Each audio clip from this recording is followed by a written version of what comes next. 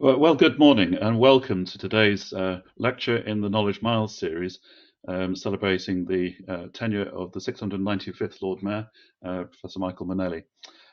Today's subject is a modern interpretation of the art of fan making and its realistic contribution to climate change and the energy transition. We're very pleased to welcome the fan makers to this series of lectures.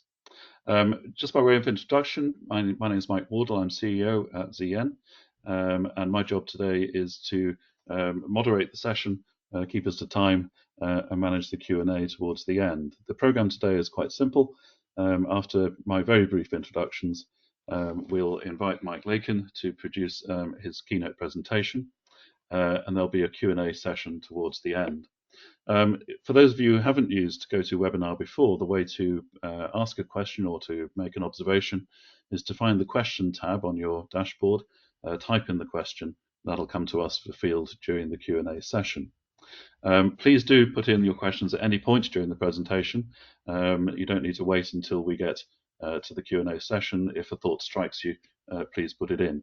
And we will share contact details for those of you who ask questions with Mike, so if there's a need for any follow-up conversations, they can happen.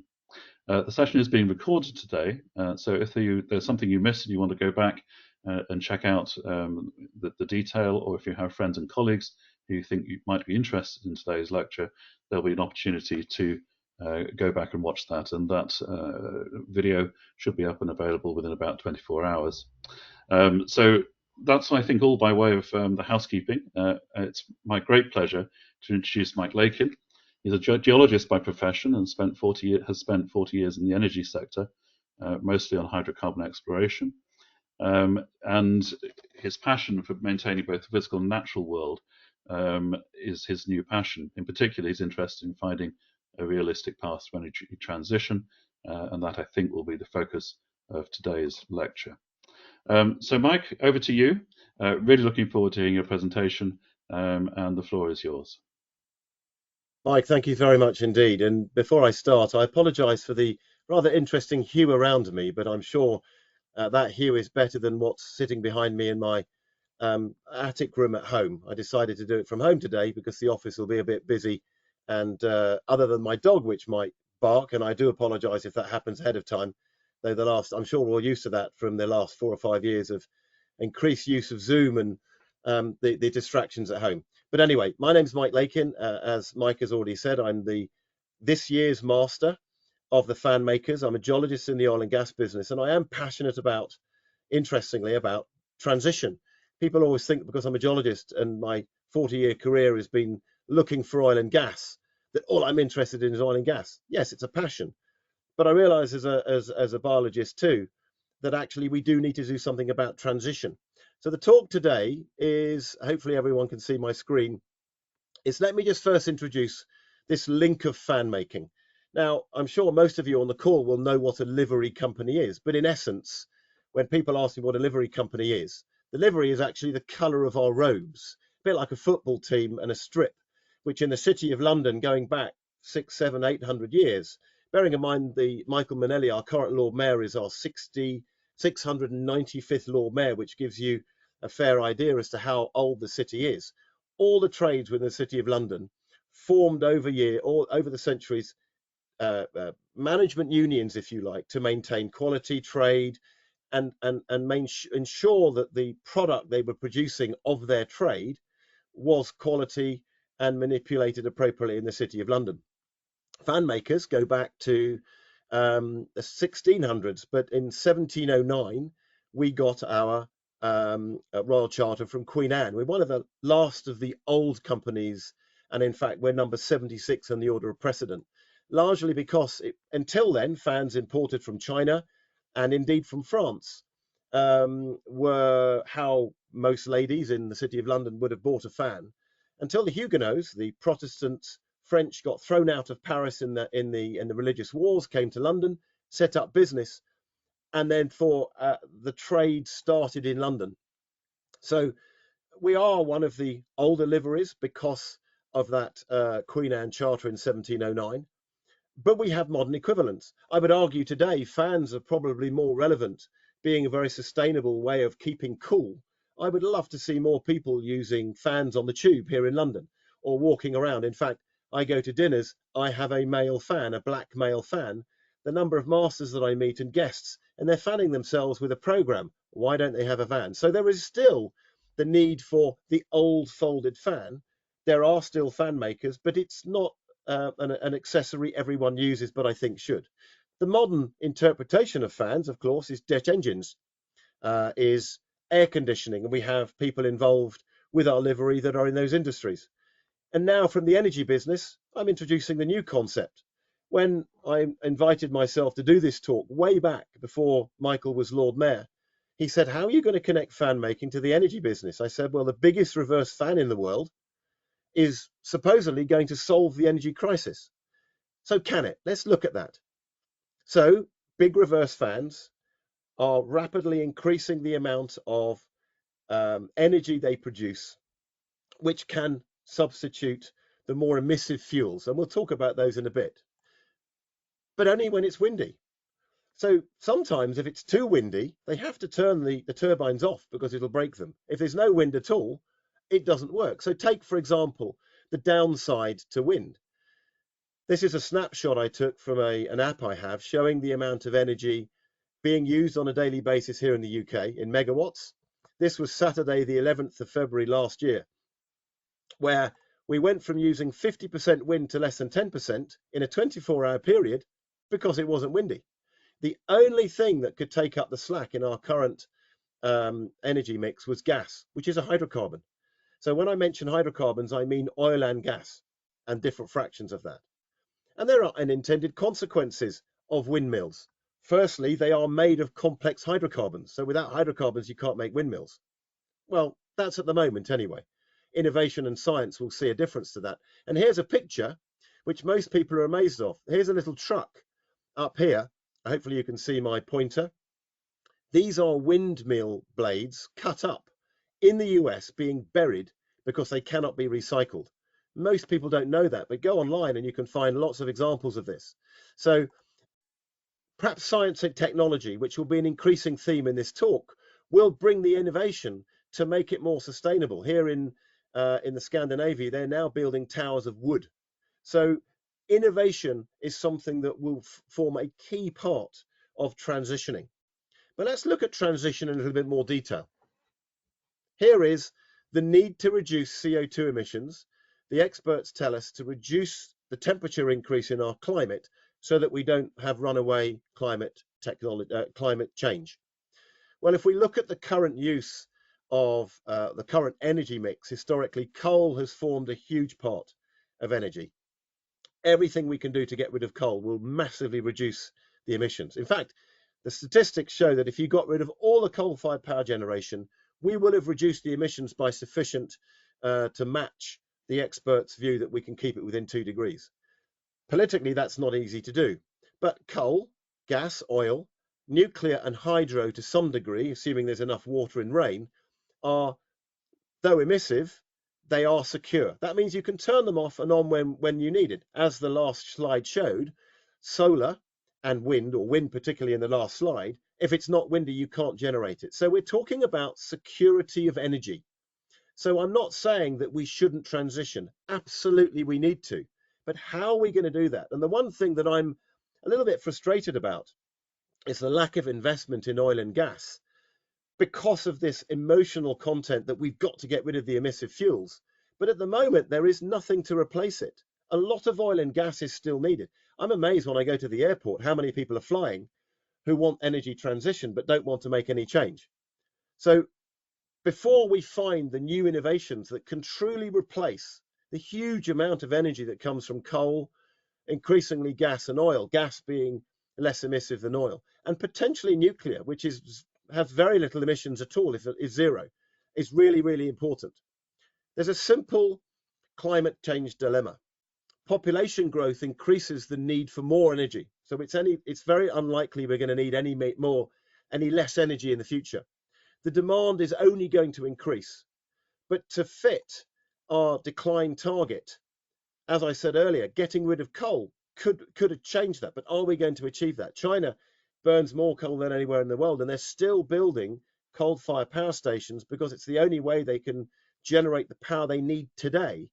I talk about the 3 A's of energy transition. Whatever replaces the more emissive fuels have to be achievable, affordable, and will be acceptable. And I don't disagree with the emotion of wanting to reduce emissions, but we've all got to do our part. So let's look at where methane comes from.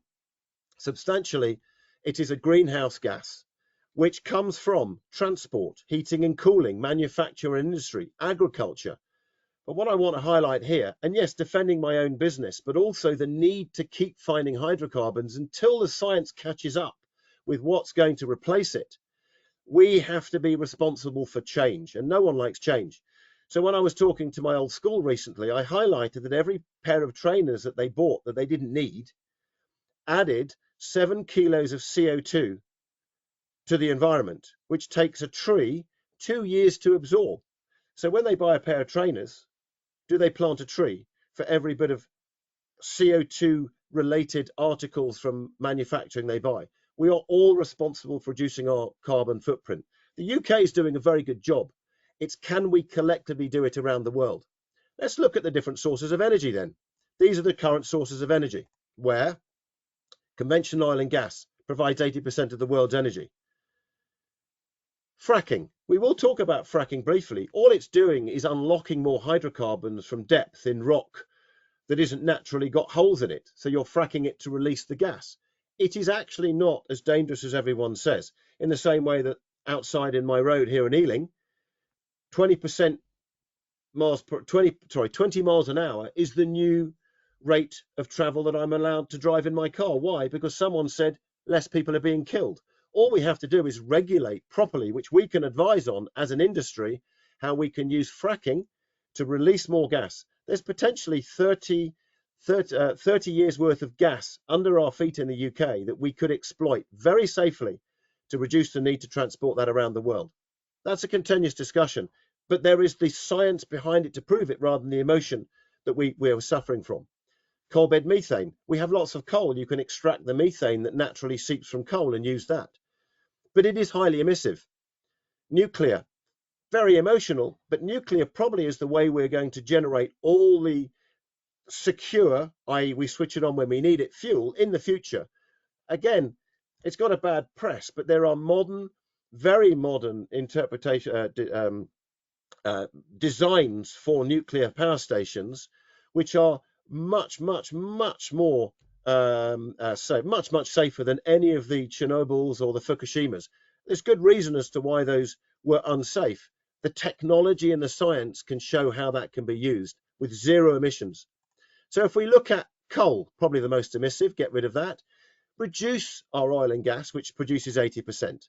Solar and wind will contribute, but they are not secure. When you need them, they may not always be there. Hydro is fantastic. For example, Colombia is 50% of its power comes from hydro because they've got mountains, they can dam, but they have an issue because climate change is reducing the amount of water that flows into the dams. What about geothermal? As a geologist, you drill down to find oil and gas. You can also drill down to find hot rock. You pump water in, it heats up. You can generate power in certain parts of the world, but it is geologically sensitive as to where you can do that. The geology has to be hot enough and deep enough. And I talked about the need for more solar and wind. Yes, we do, but we have to measure it with the resource that can kick in when solar and wind aren't producing the energy we need. We don't want to come home and think, oh, it's not windy today. Won't need to watch the TV, boil the kettle, put the oven on, or watch the television. SMRs are something that quietly behind the scenes, a huge amount of research is going into. Small modular reactors. They currently run all the big aircraft carriers around the world, all the nuclear submarines. They're not nuclear because they carry nuclear weapons. They're nuclear because they're run by a nuclear source. And here's a picture of what will happen is you'll find a fairly small nuclear generator that can be put outside the places like Reading or Basingstoke, and they can run and produce all the power those towns need very, very safely with a new technology. In fact, technology developed in Britain back in the 60s that is now being redeveloped with zero emissions. And yes, there's a consequence. There's radioactive storage. But we're looking at ways to do that, and we can bury it back down in the ground where it's come from, where it is totally safe. We need to move forward with the science of how we transition. So I'm not saying not transition or let's keep using loads of oil and gas, but there's only one way we can do that. And look at the science. So take this slide from the Lord Mayor's lecture on hydrogen. Fascinating lecture where hydrogen comes from. And yes, a zero emissive fuel, but where does it come from? Most hydrogen today comes from hydrocarbon, comes from gas, where you strip off the hydrogen to get the hydrogen. What it creates is a CO2 problem. So if you release that into the atmosphere, you've only created the same issue. You've got to capture and store it, which is very expensive and still in its infancy. I'm not saying we can't do it. People talk about electrolysis, but electrolysis of water, one, you need fresh water, which we don't have enough of already. Yes, okay, in the UK, the last few months we do, but the rest of the world often doesn't. And sometimes when we have a drought, we don't have enough water. It's 80% efficient. You've got to use other sources of energy to generate the 80% efficient fuel, i.e. you've got to put 120% of the energy in to get 100% of the same energy in an unemissive fuel. Have we got that extra energy? No, we don't. So there are issues. In the same way that hydrogen in its own right is a tiny molecule. Here's an explosion of a bus garage in the States because it set fire, because it is so explosive and leaked. So it's a tiny molecule. So I'm not saying we shouldn't be doing it. For example, here's innovation and science looking at new ways that we can find hydrogen and extract it in an unemissive way so you don't have CO2.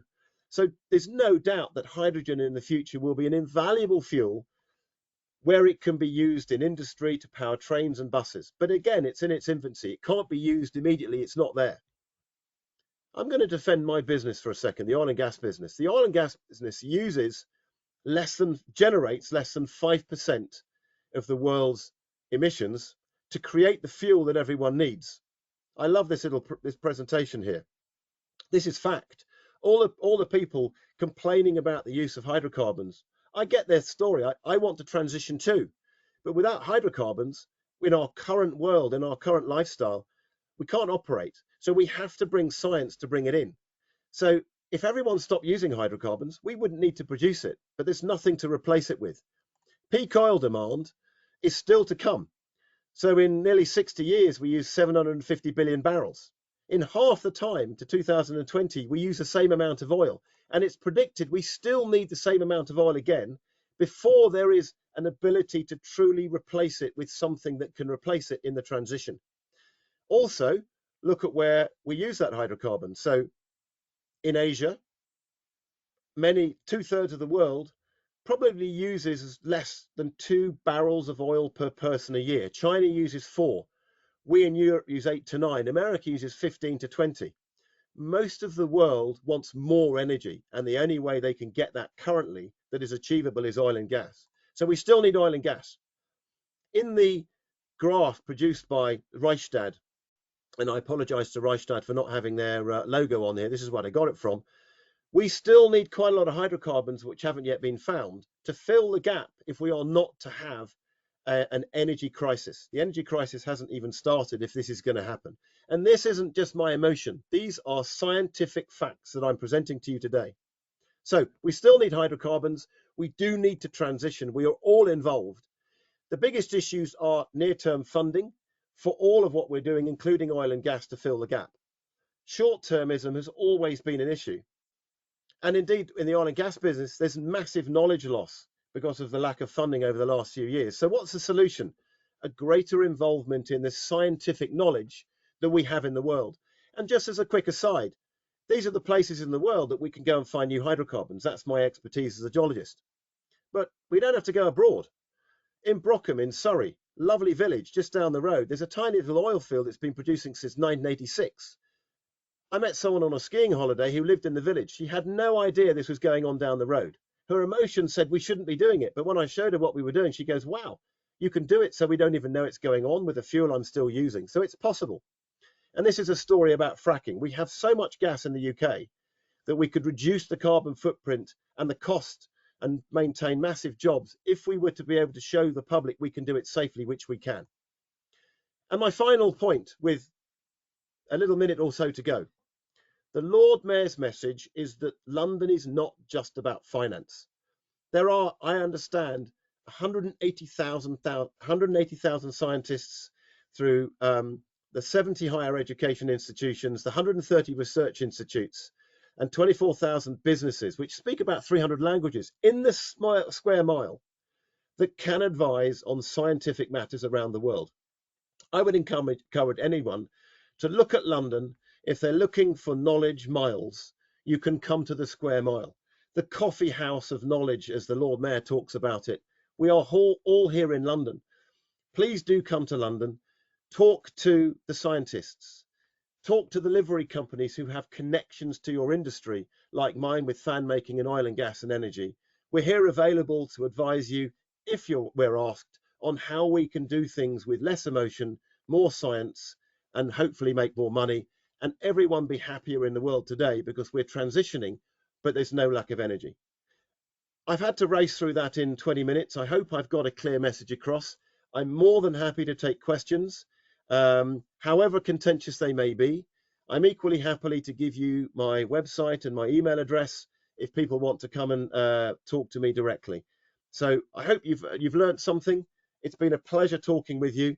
And I think, Mike, I have stuck to time, sir. Indeed, you did, Mike. Thank you so much. As you say, it's a brief run across a whole range of issues. I've got a question from Kevin Parker, who's online.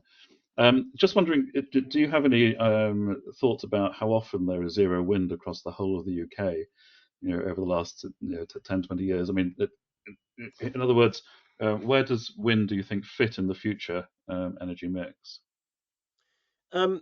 Interestingly, a new fan maker it advises on this exact issue.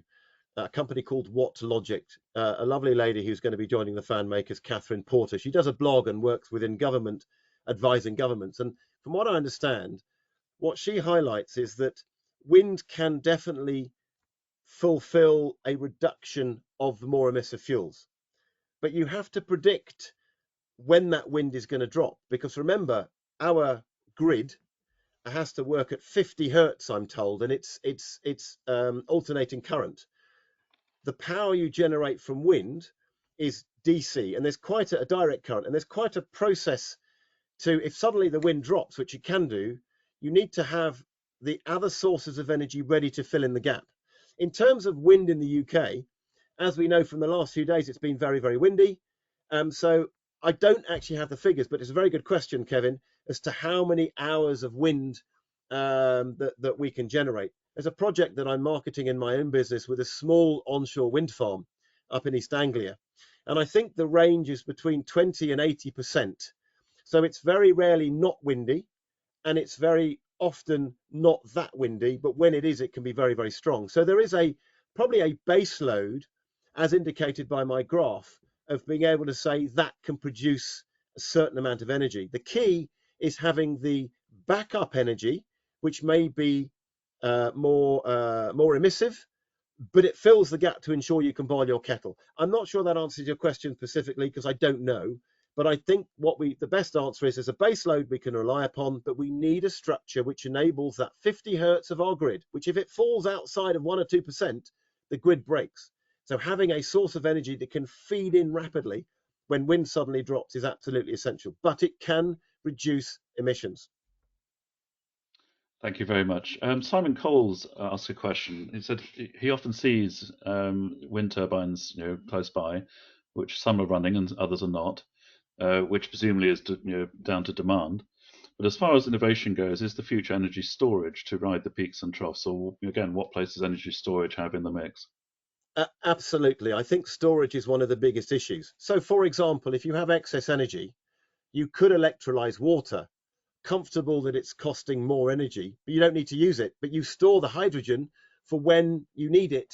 And again, I said hydrogen, because of its leaky and explosive issues, if you had a power station that could convert to hydrogen and you could use excess power locally to create power as hydrogen, which you store. So, for example, people are looking for storage of CO2, carbon capture and storage, old oil and gas fields, which themselves were seals with, that held the gas and the oil in. You could use that to store. We still use it to store gas, produce more gas when we need it for loads and troughs. There's no reason why you couldn't store hydrogen in that way if you generated with excess power. So yes, storage is a major issue. I have, in fact, our immediate past master to the fan makers. He's working with the Koreans on building battery farms to store excess energy. Not that it can produce energy for a long period of time, but in those peaks and troughs when you need a bump to keep the grid going, that is going to be a storage unit. So it's going to be a multiple series of storage outlets, whether it's hydrogen. But yes, in answer to your question, there is no reason why excess wind shouldn't be used to generate some other source of energy that can be stored when we need it. Absolutely. Very good question. Thank you. Maura Gloders, more of an observation or than a question, but he saying she was very pleased to hear that Brockham is out Abu Dhabi, but I wondered whether you were aware it's also one of the biggest fireworks parties in the south on Bonfire Night on the 5th of November. I'm not sure whether those two things go hand in hand, whether the oil Well, is I would used to... perhaps throw it back that a bonfire and fireworks are probably more emissive than the operations to produce the oil and gas that you use in your car to transport the fireworks from somewhere else in the world. So yeah, it's all perception. You see, people get very emotive with oil and gas, but when you actually explain what I've tried to explain in a very short period, people go, well, we understand that. So if we recycle more, use less, and transition away from oil to more gas, which is far less emissive, we can transition and reduce our carbon footprint. I mentioned it in my talk. The UK is actually way ahead of the game. The problem we have is the emotion has crept into the politics because that needs the people to buy in for the votes. And some of the things being proposed just simply aren't going to be possible for, if you look at the science, not me emotionally, they're just impossible. And therefore, what we have to do is measure the science with the emotion and work out not if and why, but how we go about doing it so that it's actually achievable. My three A's.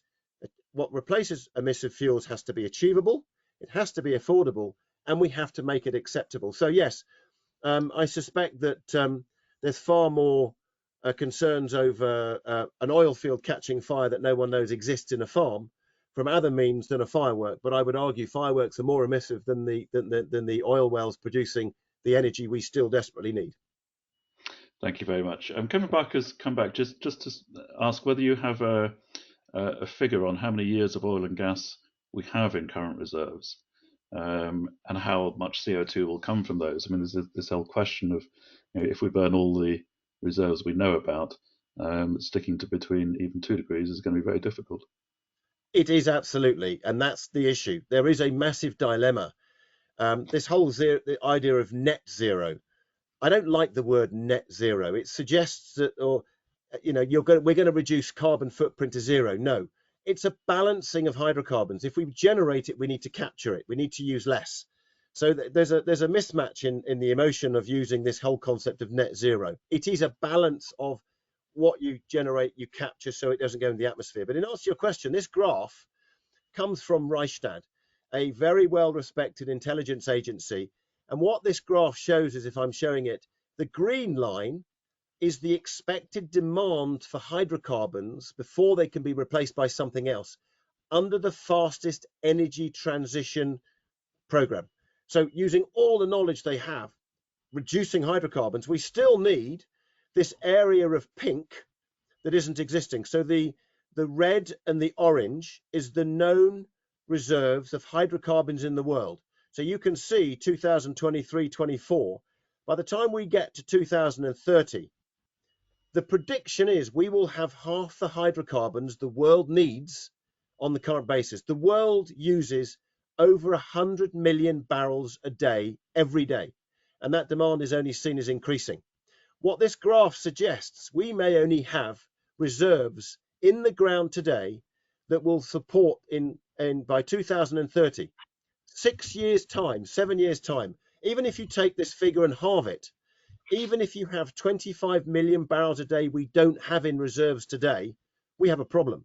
And this is why I'm suggesting that there is a supply gap, but we need to get back to exploring for oil and gas to find the reserves we know we still need until the innovation and science catches up to find a fuel that can truly replace it.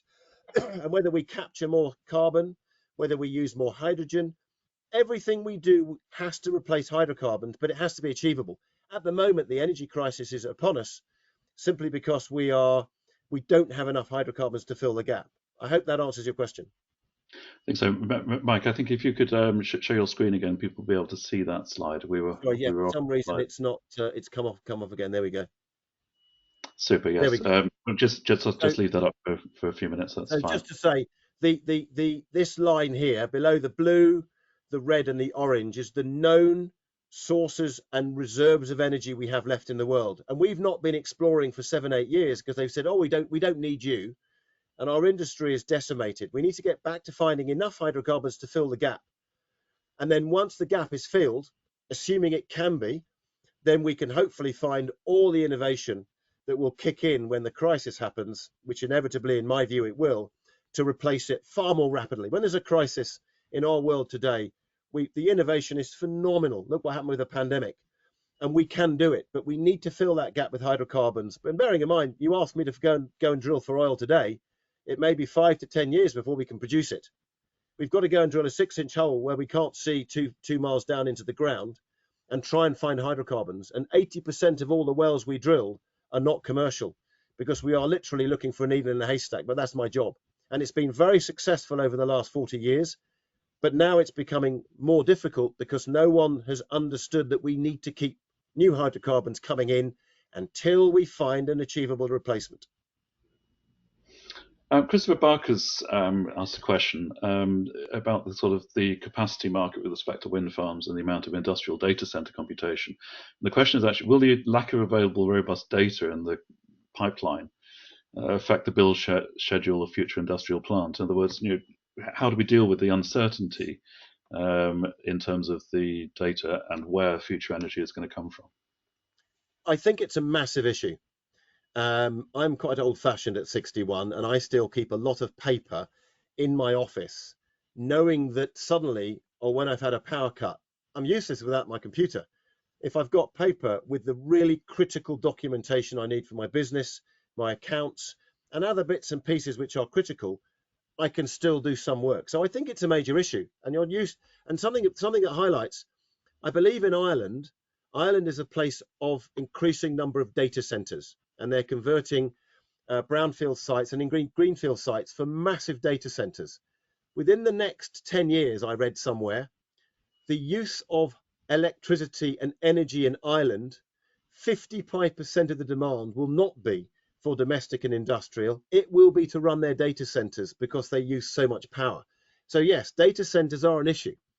And therefore, beyond being able to cook, travel, use a computer, even watch the television and light our houses, having not enough energy is a critical point where, look at what happened in Germany. Germany thought, oh, we can get rid of all our nuclear and gas, and they closed it all down. They were dependent upon Russia for their gas, for 98% of their gas. They're now burning coal at a much higher rate they were before they transitioned. They are now more emissive because of the emotional and political decisions they took 10, 15 years ago. Had they honestly looked at the science, they probably wouldn't have done that. But they could have transitioned with less emissive ways of going forward. And we need to do that elsewhere in the world, and particularly in the UK. There is an energy plan that not in place that we need, in my view, and we need to look at that with the science, balancing the finance and the politics with a long-term plan rather than the short-termism that naturally is built into political environments. So we have the science in London to help the financial institutions and the politicians understand the facts so that hopefully we can put in place what we're trying to do. And I just see Mike Wardle's put up the What Logic link, which will be very useful to go and talk to others rather than me to see that I'm just not talking on the top of my head. This is 40 years in the making and science behind what I'm saying that is out there for everyone to find on the internet if they're interested. Thank you. Kevin Parker's come back just to ask about energy storage option and the option of ammonia, which is perhaps a little safer than hydrogen for storage. But have you got thoughts about alternatives to hydrogen as an energy storage mechanism? If I remember, most ammonia comes from hydrocarbons, comes from gas, because most fertilizer plants around the world, particularly in third world countries, are there because they need the fertilizer for the crops, but they've got gas for which they have no normal market. So you need an awful lot of gas to create LNG. You need about 5 TCF, which is an awful lot of gas to create an LNG train, and the cost to then transport it around the world. So ammonia, I think, comes from hydrocarbons. So you need hydrocarbons before you store it. You can store gas in the ground without a problem. So why convert it to ammonia? If I'm right about that, then I prefer to store gas than ammonia, because you can't burn ammonia. You can burn gas. If you need ammonia, you use the gas to convert it to ammonia. But I don't believe you do any. You have to create ammonia from hydrocarbons, so it's the wrong way around, if that answers your question. But you can store it. I mean, there's actually an issue with storing carbon dioxide. Carbon dioxide, you have to liquefy it before you can properly store it. You just can't pump the gas down because there's no point. You've got to pressurize it. To pressurize it, it's damned expensive and difficult. And liquefied CO2 is highly corrosive. So you can't just put it in any old pipeline. So we can store it, but in answer to your question, I prefer to store gas first and create ammonia from it and use the gas in a power station rather than ammonia back to gas. And I suspect there's an inefficiency there. Yeah, and I think that you can actually also burn ammonia. And there's some of the shipping industry is considering ammonia as fuel, and looking at that option. But we'll Good. leave ammonia to one side for the moment. But a good point. What it brings up, though, Mike, is that there needs to be new innovation with fantastic ideas off the wall like that. I mean, hmm, I say to people, people are emotionally involved in what's going on and what I've been talking about. Darwin, if I understand it correctly, did not present his theory of evolution for some 20 years after he developed it, because he knew the community, the scientific community, would ostracize him. He knew they weren't ready. If what I'm right is going to happen and there is more of an energy crisis, there'll be far more innovation, far more quickly than we ever imagined. So these ideas are brilliant. Thank you very much. I was going to turn on to the other bit around energy storage, which is energy transmission. Because if you think about a European network or a European and North African network, solar and wind potentially is available, but of course the electricity is going to be in the wrong place. So the other thing I think will need to happen is a lot of innovation in terms of energy transmission, and wonder whether you had any thoughts about the future of that particular part of the industry. Well, I'm only referring to what Catherine has told me at What Logic, and you've got a link to that. And I would definitely encourage anyone interested to log into that and see her blog. From what I understand from what Catherine has told me, and she did talk about this at my installation dinner. She was my principal guest because I thought it was such an important subject. I also know the fan makers knew I wanted to get energy out of my system for the rest of the year. So, but Catherine talks about the infrastructure being old and needing innovation. So in the UK, we're pretty much at thermal point. If we are to use more power, we need to upgrade our infrastructure. And I suspect it's the same around Europe. But again, the political and the emotional and the financial, to invest huge amount of finance before you need it creates an emotional issue and political issue. So being ahead of the game by looking at the science and going, we're going to need this, let's invest in it before we need it rather than last minute, is probably the key point that I would pass back. In terms of, is there the infrastructure? You'll have to ask Catherine, but from what I understand, there is not the infrastructure as to where we need to get to with the power from the new sources that inevitably are going to replace the hydrocarbons over the next 10, 20, 30 years. Hmm. And I guess the further question I think is, what do you think the driver is going to be that's going to release innovation? You've sort of mentioned that there's going to be crisis at some point. When do you think we're going to reach put that tipping point where people say we've got to do something? And I was just thinking about the insurance industry. Just we're seeing risk become uninsurable in various places as a direct result of what the insurance companies think is going to happen in the future on climate change. So we know that something's coming along. What's going to be the tipping point? Um, if I knew that, I'd be a lot wealthier than I am today, I can assure you. And hopefully more famous because I would have helped solve the world's biggest dilemma. I think it all comes from, I've written numerous articles trying to get it out of my system, my frustration of why no one sees oil and gas as a key transitional part of what we're doing. Not investing in oil and gas has actually created far more of a problem than what it's designed emotionally to get rid of, which is emissions. So when the tipping point comes, what will it be? Well, I'll refer to the global financial crisis. Now, I'm not a finance guy, but way before the global financial crisis, talking with people, I couldn't understand why the city was making a fortune borrowing, and I'm not qualified to talk about this, so it's my knowledge and my opinion rather than anyone else's. What I saw was banks lending to increasing numbers of people without qualifying whether they could ever pay it back. But they were lending at, say, 7%, and they were borrowing money from elsewhere at 1% or 2% and making 5% profit. Great. But if you can't pay back what you borrow even at 1 or 2%, and you don't know really where that money's come from because it's being generated by people. So I have a friend in a bank who told me that some of the offerings, they were borrowing £99 of the 100 they were lending. And I said, where's that money come from? Oh, you don't need to worry about that. So I was concerned that no one could tell me simply, as I get older, keep it simple, stupid is the way I work. If I can't understand it, then I can't explain it. No one could explain to me where the money was actually coming from. So my point is, the financial crisis was happening 5 to 7 years before it crashed, if I remember correctly, on the 11th of October at 11 o'clock, 2008. Why? Because America woke up to the news that the Lehman Brothers Bank, one of the world's biggest and respected banks, had crashed. Why? Everyone said. So I'll refer to you other crises in the world that have happened, and we've allowed it to happen because we haven't needed to worry. I think in the modern world, certainly in our democratic world, it's when we're forced to have to do something. I thought the indicator of the Ukraine war and what happened in Germany would be a trigger to people who go, oh, we better be careful here. It wasn't. So will it be a blackout?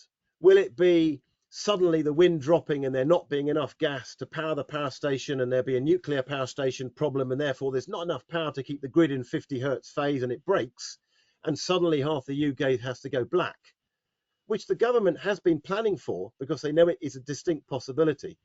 Will it be that? Will it be somewhere else in the world having a crisis? Unfortunately, the only advice I can give from what I'm seeing historically, and I do look at history, unfortunately, I think it's going to be a crisis rather than something we could avert if we apply the science early enough, which is what I've been saying today, is in the City of London can help.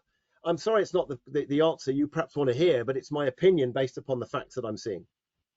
Thank you very much. One final question, we just squeeze one in. Christopher Barker's asking, how far do you think can the City of London lobby for fiat or green financing products for new industrial energy infrastructure, whilst mitigating the investment market risk due to cryptocurrencies and other products that challenge the resilience of fiat and green financing? Maybe out of your field a bit, but have you got thoughts on how we Yeah, drive investment? let me answer a different way. So my company, Envoy, we are an envoy for our clients around the world looking for investment in risky deals. As I said, 80% of some of the exploration wells we drill looking for hydrocarbons is looking like looking needle in a haystack. No company wants to drill a well 100%, so they're looking for people to invest with them to spread that risk.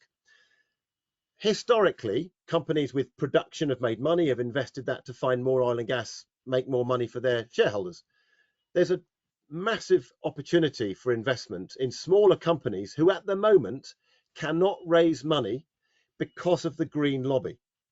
And therefore this ESG, environmental, social and governance edicts, which have good sense, but what it's done is it's just nailed, completely stopped all the investment in small oil and gas that finds all the new oil and gas. So in answer to your question, our industry's massively suffered from this green lobby, and I don't disagree with it, but it needs to be moderated. What we're seeing in the city's now telling us, well, we're beginning to understand we do need to invest oil and gas, but the investors putting the money in don't. So I actually think it's more of a public understanding that we need inevitably to invest in more oil and gas. If we do it as CO2 friendly as we can, which we can and already have done, the industry's really moved massively from where it was, and we're producing less CO2 than we were from the 5% that we're responsible for in the industry in the world to date. What we need is an understanding and a connected energy plan with the politicians, the finance and the industry and scientists in London, for example, to plug that yet again. And actually they'd go, oh, so we do have a problem. So if we finance oil and gas in this way with those projects which are least emissive, it'll help fill the gap. So we're not like Germany and we end up burning coal because we have no energy. So it all stems to an understanding in the city that there is a science behind what I'm saying. It's not just emotion because I want to keep producing oil and gas. So I think it comes from a perception and a realization that we have to edge back on this just pure green, which is just impossible, to something that within an energy plan that is actually going to achieve energy transition so that we don't suffer. That's the best answer I can give you. Well, thank you very much. Time has beaten us. We are up to time, but thank you so much, Mike, for your contribution this morning, and a very much a modern take on the place of fans in the world.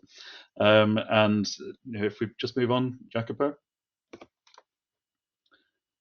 We have other events coming up, of course, and you'll be able to look out on the website for future lectures in the Knowledge Miles series. Governance to Prosper, the Importance of Integrity, Values and Policy, from FinTech to Ubiquitech, a recipe to catapult the UK into the digital age, and on the 26th of April, Mastering Misinformation, use of statistics. So an awful lot coming up. Mike, a huge thank you to you, the audience. Thank you for your attention and your questions.